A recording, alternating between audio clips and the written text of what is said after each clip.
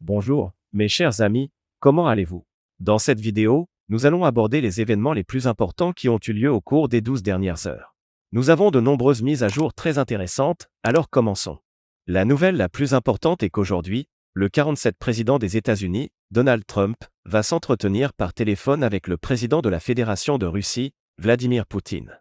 Cet appel aura lieu à 18 h, heure de Moscou, ce qui correspondra au petit matin aux États-Unis. Au cours de cette conversation, les présidents discuteront de nombreuses questions, mais le point central sera la possibilité de parvenir à un accord pour un règlement pacifique en Ukraine, du moins selon les déclarations de Trump. Ils aborderont également d'autres sujets, notamment les territoires, l'accès à la mer Noire, la centrale nucléaire de Zaporijia et bien d'autres points. Un autre élément important sur lequel j'aimerais attirer votre attention est qu'aujourd'hui, nous sommes le 18 mars 2025, une date clé selon la législation russe. En effet, c'est le jour de la réunification de la Crimée avec la Russie, une journée qui est considérée comme une fête nationale en Russie. Il y a 11 ans, les habitants de Crimée ont voté lors d'un référendum et, selon les résultats de ce vote, la Crimée est devenue une partie de la Fédération de Russie. De nombreux experts et analystes estiment que si Trump a choisi cette date précise pour son appel, cela pourrait signifier qu'il envisage de reconnaître la Crimée comme faisant partie intégrante de la Russie dans le cadre d'un accord plus large entre la Russie, l'Ukraine et les États-Unis. Autre information importante que nous avons reçue cette nuit, l'accès à la mer Noire. Si vous vous souvenez, hier, plusieurs sources, y compris Trump lui-même, ont indiqué qu'il restait des points de désaccord non résolus, notamment concernant la centrale nucléaire de Zaporijia, l'accès à la mer Noire et certaines revendications territoriales. Je me demandais précisément quels étaient ces points de blocage, en particulier sur la situation d'Odessa et de son accès maritime. Aujourd'hui, un rapport indique que l'une des demandes clés de la Russie serait la possibilité d'établir une base militaire sur le territoire d'Odessa. En d'autres termes, Moscou voudrait obtenir le contrôle des infrastructures portuaires ukrainiennes dans cette région après un éventuel règlement pacifique du conflit. Cette information est cruciale, car depuis le début de l'opération militaire spéciale, la Russie a insisté sur le fait qu'elle ne mettrait pas fin à ces opérations tant qu'elle n'aurait pas sécurisé un accès stratégique à Odessa et ses ports. Il apparaît maintenant que la Russie a officiellement intégré cette exigence dans ses conditions pour la paix. Certains estiment que Moscou pourrait proposer un échange territorial, offrant le contrôle de la centrale nucléaire de Zaporijia en échange de l'infrastructure portuaire d'Odessa. Si vous vous souvenez, Volodymyr Zelensky lui-même avait envisagé d'échanger le territoire de la centrale nucléaire de Zaporijia contre celui de Soumy et sa région. Toutefois, après les lourdes pertes subies par l'armée ukrainienne, notamment la destruction de centaines de véhicules militaires occidentaux comme les Bradley, Abrams et divers blindés, cette option semble désormais inenvisageable. Cependant, la Russie pourrait désormais proposer un autre accord. Comme nous l'avons évoqué dans les vidéos précédentes, Moscou n'a pas un besoin vital du territoire de la centrale de Zaporijia, car elle a déjà trouvé des solutions pour assurer l'approvisionnement électrique des régions sous son contrôle. Ainsi, elle pourrait être prête à échanger cette zone contre quelque chose de beaucoup plus stratégique et précieux, comme les ports d'Odessa. Une autre hypothèse intéressante est que Zelensky pourrait chercher à négocier un échange territorial incluant des garanties de sécurité pour la région séparatiste de Transnistrie. La situation est donc extrêmement complexe, mais ces négociations sont cruciales pour l'avenir de l'Ukraine et des relations entre la Russie et les États-Unis. Restons attentifs et voyons ce qui va se passer ensuite. La question que je me pose est la suivante: quel est l'intérêt des États-Unis dans toute cette affaire? Pour être honnête, nous pensons que l'objectif principal de l'appel de Trump et de toutes ces discussions sur le règlement du conflit en Ukraine est d'obtenir des garanties de la part de la Russie. En d'autres termes, les États-Unis veulent s'assurer que Moscou ne fournira ni ne soutiendra l'Iran, ni les Houthis au Yémen, dans leur lutte contre la flotte américaine. Aujourd'hui, une déclaration très importante a été publiée: la 5e flotte américaine est entrée dans une phase d'opération de combat soutenue dans la zone de responsabilité du CENTCOM. Hier, les États-Unis ont commencé à bombarder et attaquer des cibles au Yémen, et Donald Trump lui-même a publié de nombreuses déclarations concernant l'Iran. Il a affirmé que toute contre-attaque venant du Yémen contre la flotte américaine serait considérée comme une attaque directe de l'Iran. Cela montre clairement que la situation se dégrade de plus en plus et que nous nous dirigeons, potentiellement, vers une confrontation directe entre les États-Unis et l'Iran. C'est précisément pour cette raison que Washington veut être certain que la Russie ne fournira pas d'armes à Téhéran, en particulier des missiles côtiers qui pourraient être utilisés pour attaquer la flotte américaine.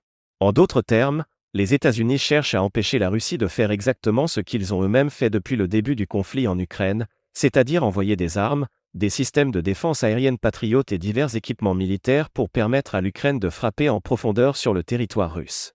Donald Trump souhaite donc conclure un accord dans lequel Moscou s'engagerait à ne pas aider l'Iran de la même manière que les États-Unis ont soutenu l'Ukraine sous la présidence de Joe Biden. Il est important de rappeler que la Russie dispose d'un arsenal militaire impressionnant, incluant des systèmes avancés comme le Bastion, les missiles hypersoniques Onyx et bien d'autres armes qui pourraient poser un sérieux problème aux États-Unis si ces derniers décident d'intensifier leurs opérations contre l'Iran. Ainsi, nous pensons que l'intérêt principal des États-Unis dans cette négociation avec Moscou est d'échanger l'Ukraine contre la garantie que la Russie ne fournira aucun soutien militaire à l'Iran en cas de conflit ou d'escalade supplémentaire au Moyen-Orient. Attendons de voir comment la situation évolue, mais il est clair que les tensions continuent de s'aggraver. Revenons maintenant à l'Ukraine et analysons la situation sur le terrain. Ce matin, plusieurs rapports indiquent que l'armée ukrainienne a lancé une nouvelle offensive ou a tenté à plusieurs reprises de franchir la frontière avec la Russie dans la région de Belgorod. D'après les sources disponibles, les forces ukrainiennes ont attaqué les localités de Diida, Grafovka et Priaz. À 10 heures, heure de Moscou et de Kiev, ces attaques avaient été repoussées par les forces russes, infligeant des pertes aux assaillants. Cependant, un élément crucial à noter est que les Ukrainiens ont réussi à déminer la frontière, à détruire les champs de mines et à ouvrir des voies pour de futures offensives. Cette question est vitale non seulement pour l'Ukraine, mais aussi pour le commandement militaire ukrainien. Hier, Volodymyr Zelensky a limogé l'ancien chef d'état-major général et, aujourd'hui, il a nommé une nouvelle personne à ce poste stratégique. Sur une photo récente, on peut voir les trois figures les plus influentes du pays: Zelensky lui-même, Andriy, probablement Yermak, et le ministre de la Défense Umerov en discussion avec le nouveau chef d'état-major des forces armées ukrainiennes. Celui-ci a présenté ses plans et sa vision de la situation. Certaines sources suggèrent que cette nomination pourrait être un signe de changement majeur au sein du commandement militaire, notamment après l'échec de l'armée ukrainienne dans la région de Soumy. Il est même possible que le général Syrski soit remplacé prochainement en raison des revers militaires récents. Et évidemment, c'est quelque chose qui ne sera jamais accepté par Sy. Ce n'est pas une personne qui peut être remplacée par n'importe qui. Nous pensons donc que Syrie, malgré ses échecs passés, est une personne très forte qui peut montrer de la résistance face à Zelensky. Quoi qu'il en soit, attendons de voir. C'est pourquoi nous pensons que cette attaque, ces tentatives d'attaquer profondément à l'intérieur du territoire russe près de la frontière, ont été planifiées et préparées par Sy dans le but de ralentir les Russes. Très probablement, l'objectif était de retarder le redéploiement des troupes russes depuis les directions de Kaka et de Belgar vers, disons, la région de Zaparie, la direction de Pakro, ou encore vers la direction de Khin, où les Russes ont un avantage.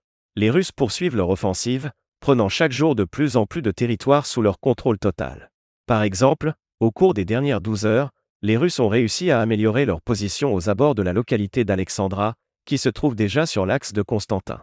Dans cette vidéo, on peut voir comment les Ukrainiens ont tenté de contre-attaquer les positions qu'ils venaient de perdre, mais les renforts et réserves arrivés dans cette zone ont été détruits. Une autre vidéo publiée aujourd'hui par la partie ukrainienne montre la localité de Shenka.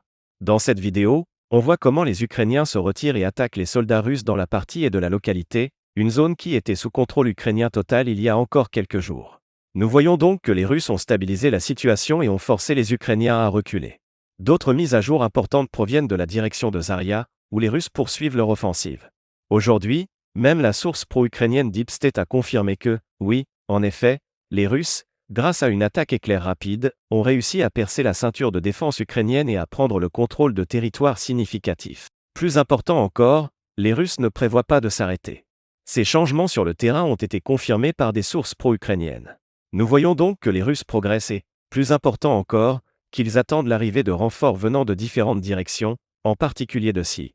De leur côté, les Ukrainiens font tout leur possible pour ralentir le redéploiement des forces et être les premiers à déployer leurs troupes dans cette zone. Maintenant, nous comprenons que celui qui sera le plus rapide gagnera la bataille pour la région de Zaparo.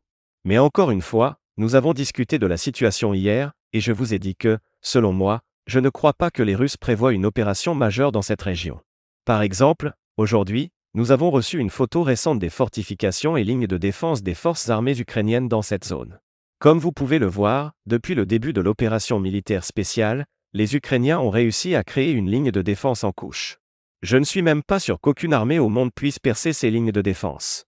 C'est extrêmement difficile et probablement très compliqué. Les Russes peuvent bien sûr prendre certaines localités comme Aerouge, ainsi que quelques villages et hameaux situés dans la zone tampon. Mais je ne suis pas sûr qu'ils puissent avancer davantage. Pour cela, ils auraient besoin d'au moins 100 000 soldats, ne serait-ce que pour atteindre les faubourgs et encercler Zaparo à partir de l'est. Pour l'instant, nous ne voyons pas ces ressources du côté russe. C'est tout. N'oubliez pas de liker la vidéo et de vous abonner à la chaîne pour plus de contenu. Nous condamnons toutes les violences dans le monde. Merci d'avoir regardé, abonnez-vous à ma chaîne, mettez un like, rejoignez mon Patreon et passez un bon moment.